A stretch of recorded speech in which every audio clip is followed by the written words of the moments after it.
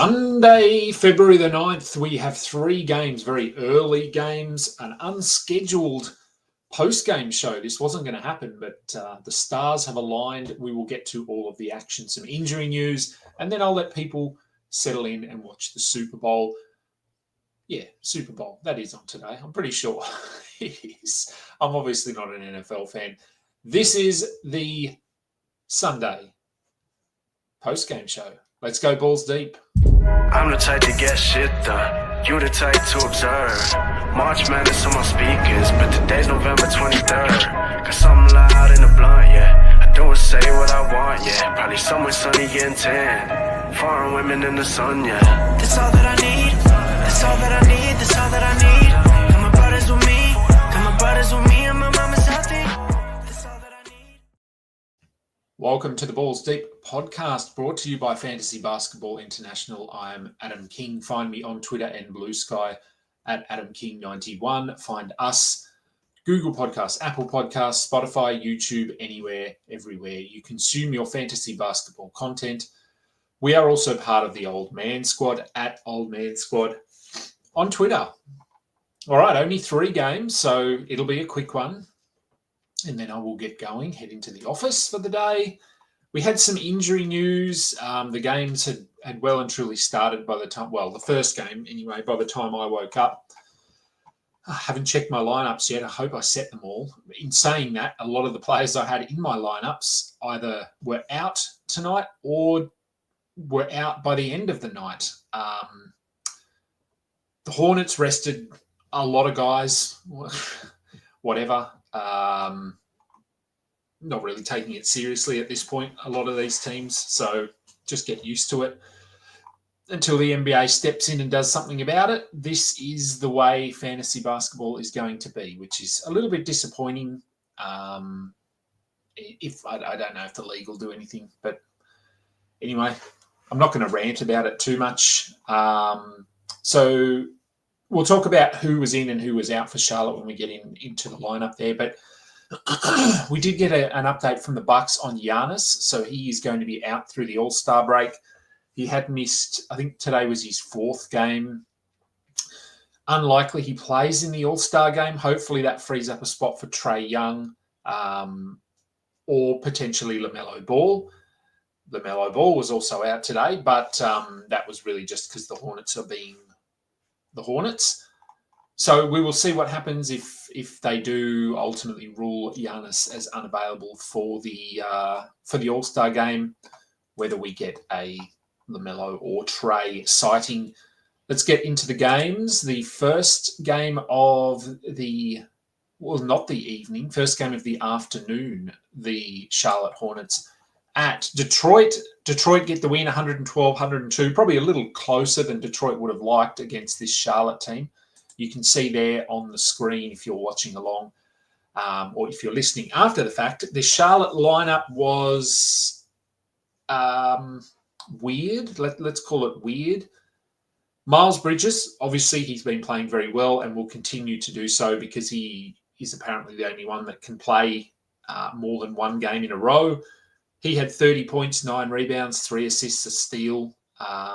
Daquan Jeffries started and had 0 points in 30 minutes. That's a feat in itself. Don't add Daquan Jeffries. Seth Curry had 26 points. That's probably about 3 months' worth of production for him. Don't add Seth Curry. KJ Simpson started at point guard. 10 points, 6 assists, a steal. That's interesting enough, but we're assuming LaMelo comes back for the next game. This is the first night of a back-to-back for Charlotte, so we will assume that LaMelo comes back. Nick Smith was also out with a back injury. Again, first night of a back-to-back, so they may have just been taking things, taking a cautious approach here. So we got Tijan Salou. He played 31 minutes. Isaiah Wong had 17 off the bench. Sure. Elfrid Payton made his debut. 0 points in 23 minutes. He's not that good. Remember, he's landing 10-day contracts and then not getting re-signed. So there's a reason for that. I know he can put up numbers. He didn't here. I'm not adding him.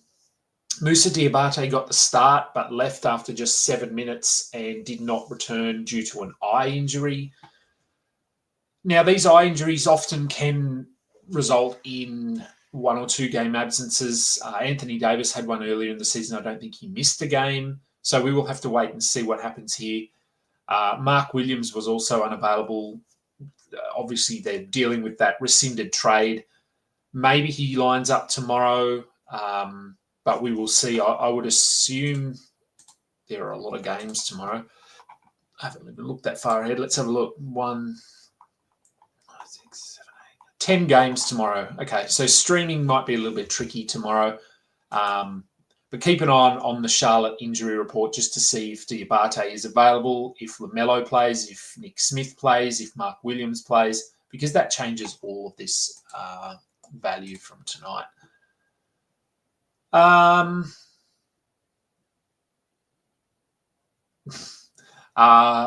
Reading a comment from Alex. I'll pop that up when I get to the Milwaukee game.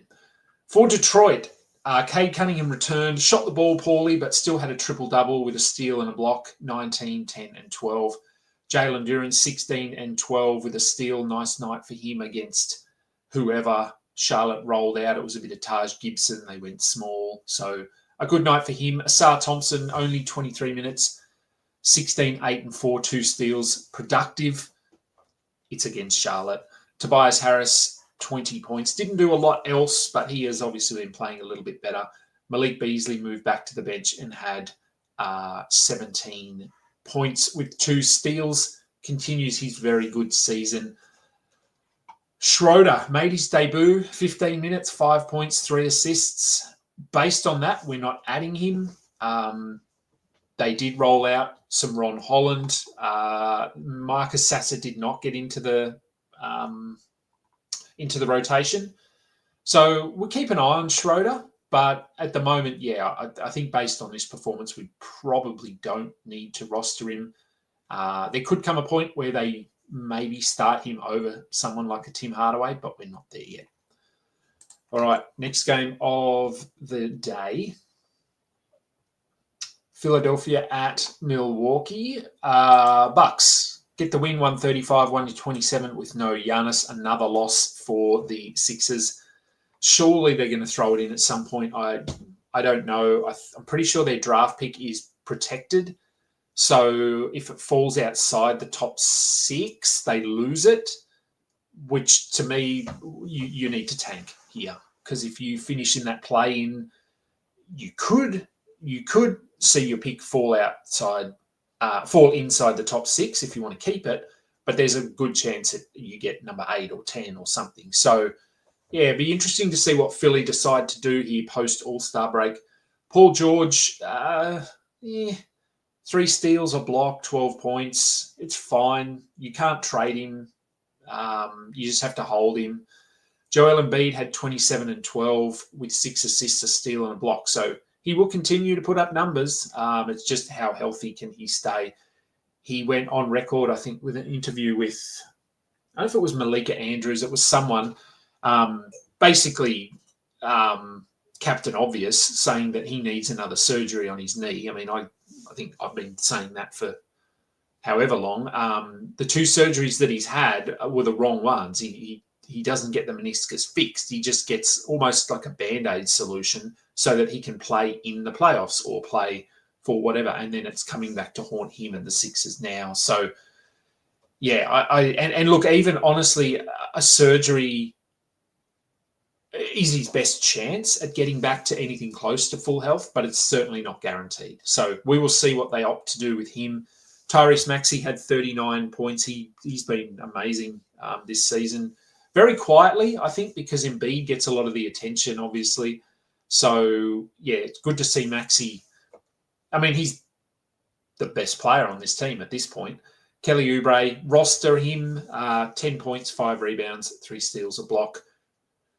Yabusele had 18 points off the bench. He's probably a soft hold. And then Quentin Grimes, look, the 31 minutes are encouraging. 10 points, 7 rebounds, 5 assists, a block. I think if you streamed him in today, I'd probably be okay with holding him and just seeing what happens, because Paul George, he could miss a game at any point, so could Embiid. So, yeah, I don't mind holding Grimes. Chad streamed Kyle Lowry today. For those watching along, you can see it. If you're not, Kyle Lowry had 0 points, 1 rebound, 1 assist in 6 minutes. Not an ideal streaming effort there. The Bucks, Kyle Kuzma moved into the starting lineup. Bobby Portis moved back to the bench. Portis still had a really good game without Giannis, so I guess it just appears we hold Bobby Portis, even if he's coming off the bench. Kyle Kuzma, I think he played 24 minutes in that last game, 36 minutes here, 13, 8 and 5, steal and a block. I guess we have to go and add Kyle Kuzma. I say that with very little enthusiasm, but if he's going to play this many minutes and if Giannis is going to miss a few games at least, then I think we have to roster Kuzma. I'd have him over Taurean Prince. Obviously, I'd have him over Andre Jackson. Lopez had 15 points, 8 rebounds, 2 blocks. That's about what he's giving us. Lillard, 43 points. Gary Trent, 23 points, 3 steals, 6 rebounds, 7 threes. Probably his best game in, I don't know, this year, this calendar year. Maybe he had something better early in the season, but yeah, a nice night if you streamed in Gary Trent, and this was the day to do it because we only had 3 games. Let's check out the last one. Toronto at Houston. This was not pretty at all. Houston hang on barely, 94-87. Looks like a Toronto-Houston game from 1999 or something. For the Raptors, Scotty Barnes shot the ball poorly again. Pretty glad I moved him out of my lineup today because I needed field goal percentage, and I just felt like maybe he wasn't going to go off. And he had 15 points, but he shot 6 of 19, 0 of 8 from 3. He had 9 rebounds, 7 assists, 2 steals, 1 block. So the counting stats were good. Quickly had 20 points, 8 rebounds, 3 assists in 30 minutes. So good to see his minutes back up. Mobo started. He did leave briefly, but was able to come back. 10 points, 6 rebounds, 4 blocks. Look, I think until Pirtle comes back, it seems like they're going to go with Mobo as centre. He's very inconsistent, but he has a decent enough defensive floor. So if you wanted to just grab him as a desperation move for a 4-day week or something, then go ahead. Jacoby Walter had 10 points off the bench. Jamal Shed, 14 points in his 19 minutes. So it's not Chris Boucher, unsurprisingly, that they're going to. He had 4 and 7 in his 18 minutes. Orlando Robinson had 3 and 9 with a block. I'd love it to be him, but it seems to be Mobo. So I think we go Mobo over Boucher or Robinson. And for Houston, it wasn't pretty. They get the win eventually. Amen Thompson, very passive offensively, only 7 shot attempts, 8 points, but he had 10 rebounds, 5 assists, 4 steals, 1 block. Dylan Brooks, 19 points on 5 of 16 shooting. Şengün, only 3 minutes. He left with back spasms, and they just had to trot out a makeshift kind of a lineup. We got 24 minutes of Jock Landale, 20 minutes of Jeff Green. Cam Whitmore saw a little bit more, 11-6 with 3 steals. We got some Jay-Sean Tate, Reed Shepherd. So they basically just sort of sticky taped or line up together here, and luckily came away with the win. Not really making any moves based on this. It was just an ugly game. They probably just wanted to get it done so they could go and watch the Super Bowl, I assume. Aaron Holiday started, did nothing. Don't add him. Tari Eason will come back for their next game, so we don't need to pay too much attention to Jeff Green, Jay-Sean Tate, those guys. If Şengün misses time, I'm not sure what they'll do here.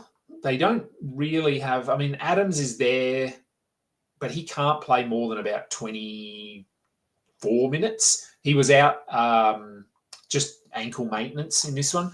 So he would be the stream if you need rebounds. And then it's probably Landale, I guess, is going to play the rest of those centre minutes. Depending on the opponent, they could go with Jeff Green as a bit of a small ball stretch kind of option.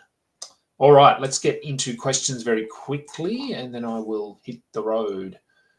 Chad, poor Nurkic. Yeah, poor Nurkic. I don't know what's going to happen with him. He's a drop, obviously. Alex was down 200 points in ESPN. Laid your week in the hands of Gary Trent and came out victorious. Feel like I've cheated death. Fair point. Yes. Good move, though. Very good move. Is Jalen Duren creeping into elite territory? Look, I don't think he's elite. Certainly, he's much better now than he was to start the season. And I, for one, am very happy about that. Where are we? Yeah, look, I mean, if I go back to his first month, he had a couple of good games in there. But the last month has been very solid. What's his ranking? So over the last month, he is the 32nd ranked player. 14 points, 11.5 rebounds, 1 block, 0.8 steals, 87% from the line, 72% from the field. Now, coming into the season, anyone that follows me knows I was relatively high on him. I had him as a top 50-ish target. I had him in that discussion with Mark Williams, Isaiah Hartenstein. I was taking them over someone like a Nick Claxton. I think we ended up with Walker Kessler sort of in that range as well. But to get to that rank, I was sort of the opinion that Duren, because I didn't think he's not going to be a high volume scorer. That's just not who he is. But he's a very good rebounder. He's a little bit undersized, but he reads the ball quite well. He is still very young. Remember, he is only, 21 just, I think. Yeah, he's only just 21. So he's younger than a lot of rookies. It was the defense. That's what we were looking for. So in past seasons, he's averaged sort of 1.3 to 1.5 combined steals and blocks. I said if he can get that up to 2, maybe just over, then I think he could push into the top 50 range. He's close. He's at 1.8 for the season. 1.9 over the last 2 months, 1.8 over the last 2 weeks. So he's in that range. But the free throws have been a big difference of late. For his career, free throw percentage, he was 61 during his rookie season, 79 last season. For this season, he's at 68. But as I said, over the last month, he's at 87. The last 2 months, he's at 79. So if he can hover in that 80 range, then I think his game is solid enough that he can float around this top 50 range. I don't think he can push inside the top 30 as an ongoing sort of option or player, just because I think that free throw percentage will sort of fluctuate a little bit. The defense will go up and down. But no, he's certainly putting together a really nice season after a slow start. Galahad, in a dogfight to get to the playoffs, if I wanted to trade LaMelo, what kind of value should I look for? Look, he's a hard one because of the obvious. Well, obviously he's not playing back-to-back, and I would assume that's for the rest of the season. I'm just bringing up his. I'm arguably the highest on LaMelo. Alex Baruth is pretty high on him too. Both of us are. So for the season, he's the 34th ranked player. And that's, look, a lot of that is field goal percentage. Not that that's ever been a strength of his. Turnovers, field goal percentage. And look, the steals they're fine, but they're down a little bit. It's been hard because he hasn't, again, been able to build any momentum or consistency. So in my mind, he's still a top sort of 15 player if you punt field goal percentage, turnovers, which you sort of have to do with LaMelo. So if I was looking to move him, I mean, you have to go sort of sell him at a bit of a discount because of the missed games. I would probably aim, if you could get a third rounder, a top 25, top 30 player for him, I'd probably consider that. Top 40, I don't know if I'd go that low, maybe. C Park, good morning. How do I feel about Asar versus Matter in 9K? Who's Matter? I should know who Matter is, should I? Matter. Tell me who that is. I should know. It's Monday morning. Chad, I know you streamed Lowry today. Another one from Galahad. How much value do I place in quality games when deciding how to use ads for the week? A little bit, yeah. And look, it's not that hard to do. It takes 30 seconds. Like, this isn't something that needs a lot of research. So it's really just having a look at the schedule for the week. As simple as Google NBA schedule grid. RotoWire have a really good one. And it'll tell you at the top how many games are on each day. You want to look at the days when there's sort of 7 games, 8 maybe or less as a quality game day. Have a look at players that you're looking at adding and their schedules and see what nights they play on. Do they play on the high volume nights? Do they play on the low volume nights? If they've got 2 games on a low volume night, then I would absolutely consider them over someone that plays 3 games on all high volume nights. So I do pay a little bit of attention to it.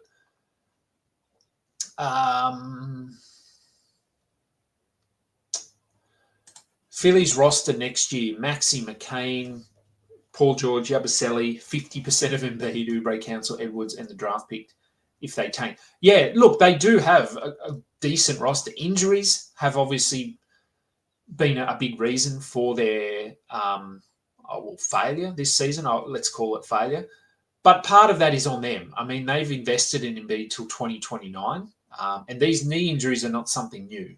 So we look at the Lakers, and they did their due diligence with Mark Williams. They looked at him. Obviously, they did some pretty thorough testing and opted to go say, look, no, really good fit, but we're just not going to take a chance on his health. Well, maybe the Sixers should have done that as well. When he signed, he wasn't at this point, obviously, but the writing has been on the wall with these knee injuries for years. It's not something that's popped up in the last 6 months. So, yeah, possibly they could have been a little bit more thorough there.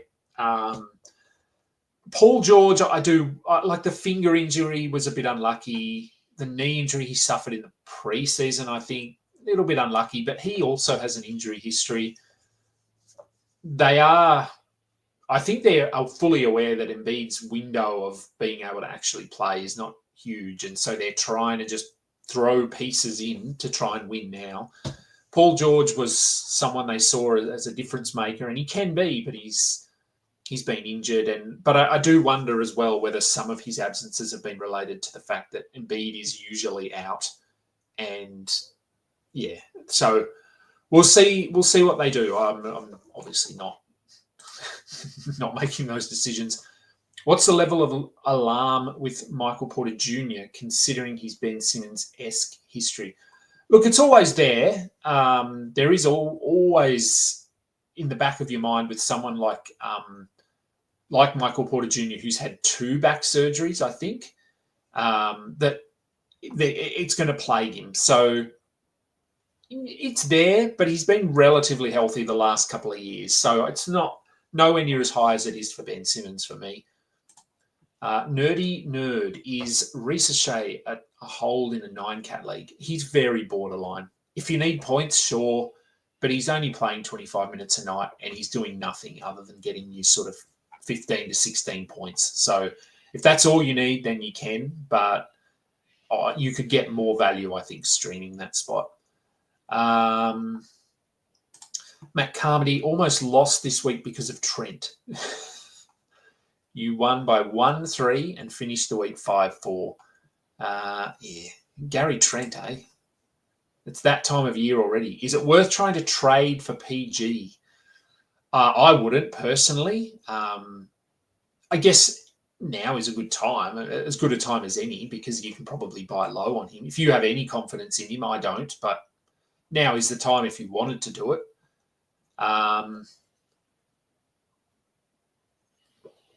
So looking at offering Beal and Vassell for PG, I probably wouldn't. I think he's too injured. Okay, where are we? All right, another one from C Park. How do I feel about Bilal Koulibaly rest of season?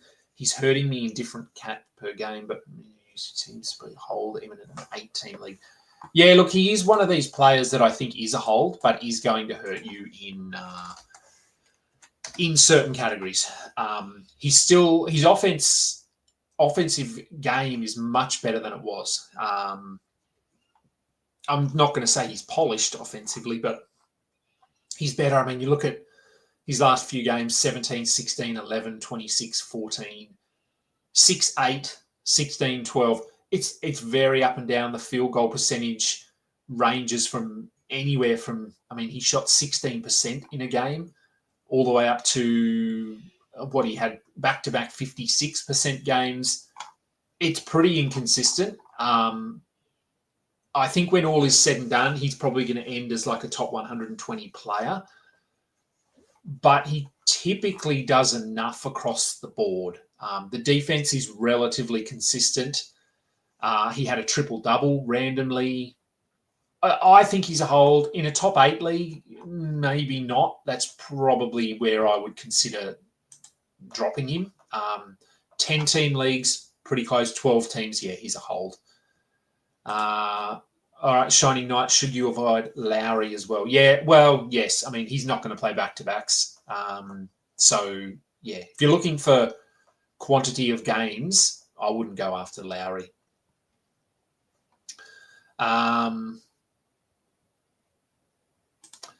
Chad, to clarify Fantasy Elite. So you're talking about Duran there, Fantasy Elite. Yeah, I still don't think he gets to Fantasy Elite. At least not yet. Not yet. Maybe in 2-3 years he could, but I don't think we're there quite yet. Okay. So the reason CPark is asking this is because your in-laws are Wizard fans, seem to be down on Bilal and Bub, but they like Keyshawn George. Bub, I can see. I could see being down on Bub.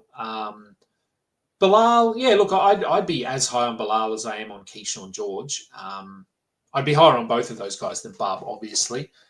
But yeah, look, I mean, everyone's entitled to their own opinion. And just because you're down on someone or you don't think they're a good player doesn't mean they're not a good fantasy player. We have a lot of examples of players that aren't good real-life players, but they put up numbers in fantasy. Pods or Scoot in a 9-cat head-to-head league?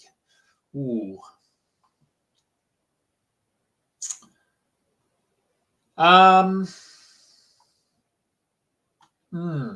That's pretty close.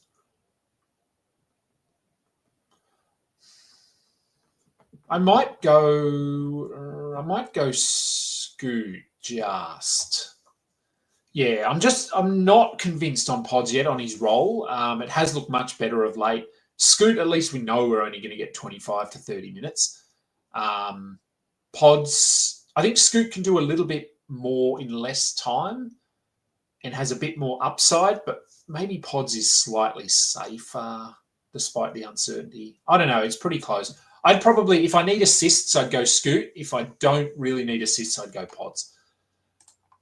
Chad, confused what you should do in Old Man Squad. Practically unbeatable, but your roster is practically a hospital. Is that in the Dynasty League? Yeah, just let me know if that's the Dynasty League. Galahad, would I add Grimes over Max Strus? Yeah, I probably would. What's my rest of season outlook for Jackson Hayes, Chris Middleton? Middleton's not great. I don't think he plays a lot. I think he'll be there, but yeah, I just don't think they're going to prioritize him or showcase him or anything like that. Hayes is interesting. my rest of season opinion on him could be very different in a week, depending on what the Lakers do. I think they need to find a centre on the buyout market. So for now, I would have Jackson Hayes over Chris Middleton, only because of what he can get you. He's very efficient. He'll get blocks. He gets rebounds. Middleton, even when he was playing for the Bucks, he was sort of a top 100, top 120 player. I think Hayes could be top 70 just because he's elite, or not elite, but above average in those low volume categories. But like I said, if they get a centre, then he probably falls off the radar completely.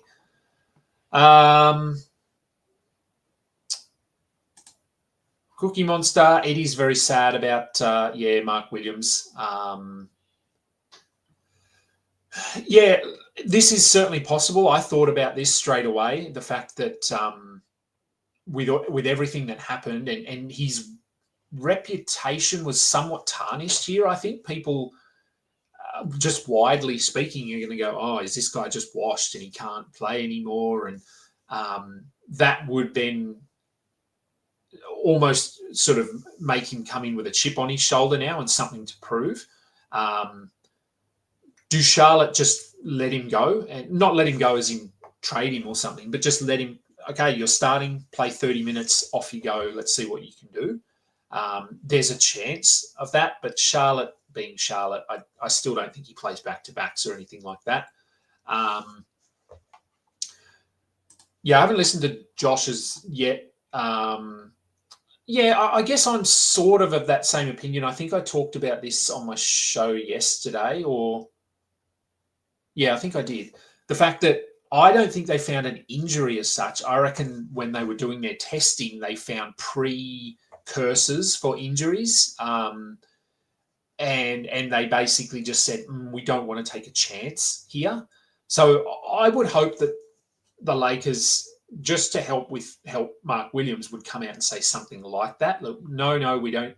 There was nothing sort of too detrimental. It was just, there were just some red flags and we were a little bit concerned. It's not to say he can't stay injury-free and have a really good NBA career. I think it would help him if they came out and said something like that. I don't know if they will. But yeah, look, until we actually get some clarity on what happened, and if that happens, then it's all speculation.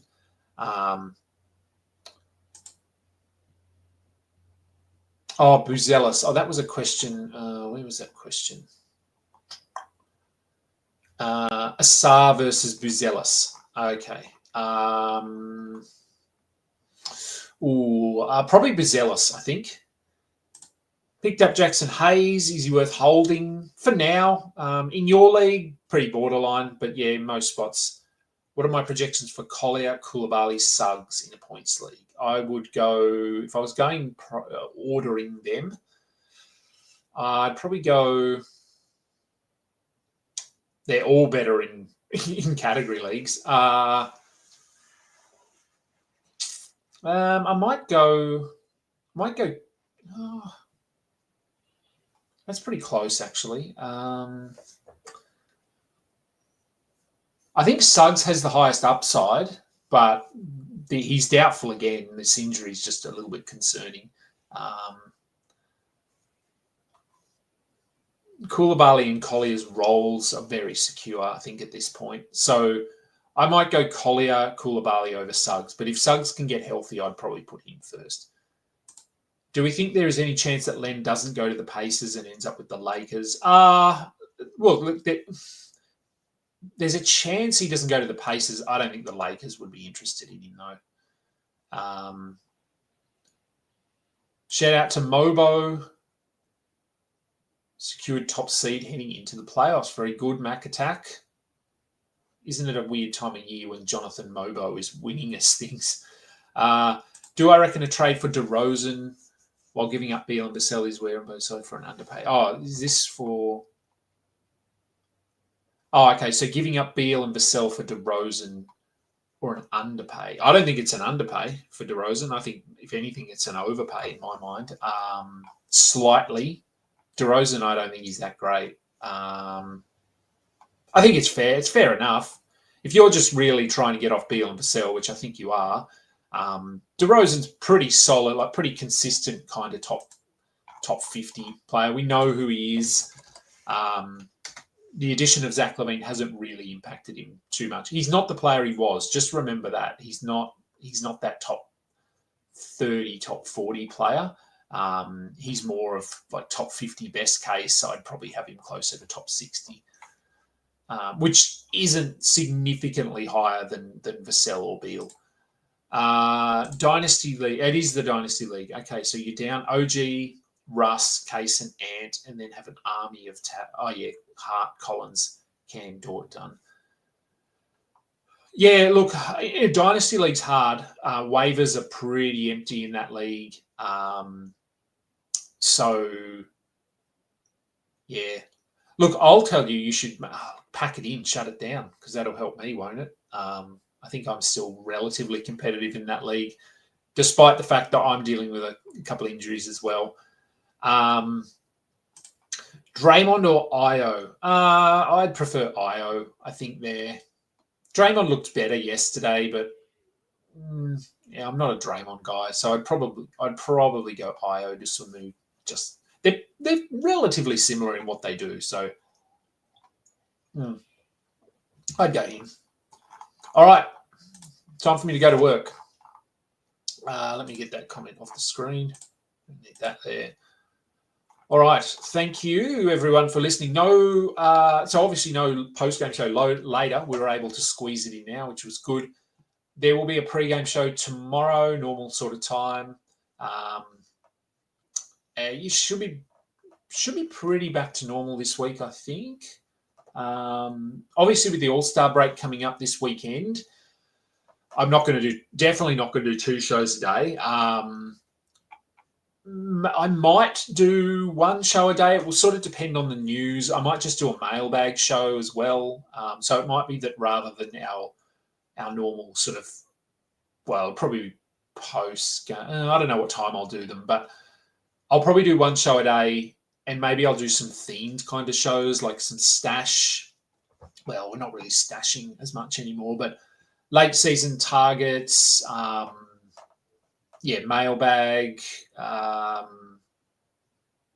silly season kind of targets. I don't know. I'll come up with some topics. I might even pop something out on Twitter and just get some people's thoughts on what content they might like to see for the week when All-Star break is happening. There will be a week in 2 weeks, I think, when I may not be able to do a show for about a week. I have to travel for work. I will take a laptop with me. It will just depend on the internet connection and, time and that sort of thing. So it might just be that I can do 1 show a day from my little hotel room by myself. But we'll see. We'll see how we go. Thank you, everyone, for watching. Please go and download the episodes and go and give us a like over on YouTube and follow along on Twitter and that sort of thing. I'm Adam King. This has been the Balls Deep post-game show. Until next time, catch ya. You just listened to another episode from the Fantasy Basketball International Podcast Network. Thanks for joining us. And for more information about joining our community, please check out our